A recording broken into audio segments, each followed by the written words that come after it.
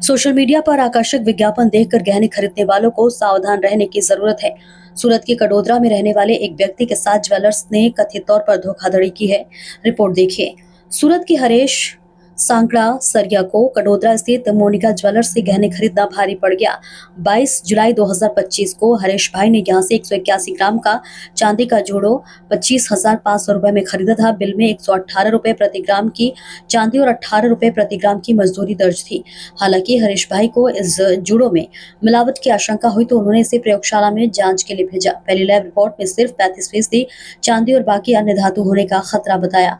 तो वहीं दूसरी तरफ लैब रिपोर्ट में भी ये पुष्टि हुई कि जोड़ों में सिर्फ 35% चांदी ही है। इस मामले में हरीश भाई ने कडोदरा GIDC पुलिस स्टेशन में शिकायत दर्ज कराई है। पुलिस ने मोनिका ज्वेलर्स के मालिक अभिषेक सोनी के खिलाफ मामला दर्ज किया है। फरियादी हरीश भाई ने मांग की है कि लोगों को सोशल मीडिया के लुभावने विज्ञापनों के जरिए मिलावटी गहने बेचने वालों पर कड़ी कार्रवाई हो। सोशल मीडिया पर लुभावने विज्ञापनों से बचना जरूरी है। सूरत की ये घटना उपभोक्ताओं के लिए चेतावनी है। जी आपનું નામ? मारू नाम हरेशभाई साकड़ा सरिया से। सूरत में मारे રહેવાનું છે।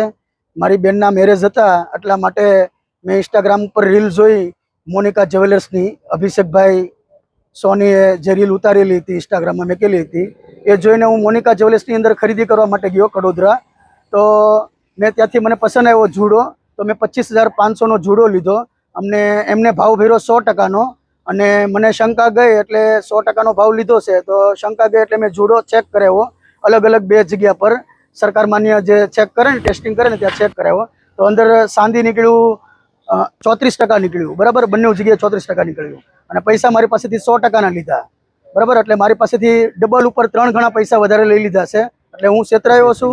તો મારી એક જ માંગ છે કે મને ન્યાય મળે।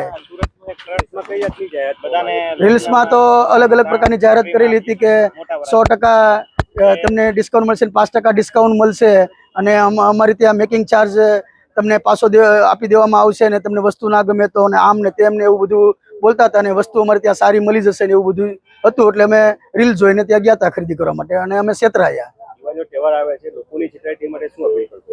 દિવાળીનો તહેવાર આવે છે તો એટલા માટે હું બધી આમ જનતાને અપીલ કરવા માંગુ છું કે હું તો મોનિકા જ્વેલર્સ કડોદરામાં છેતરાયો છું, તમે પણ નહીં છેતરાતા કોઈ પણ જ્વેલર્સની અંદર એવી મારી માંગ છે કે 100%ના પૈસા લઈ લેશે અને વસ્તુ 34% જ આપે છે।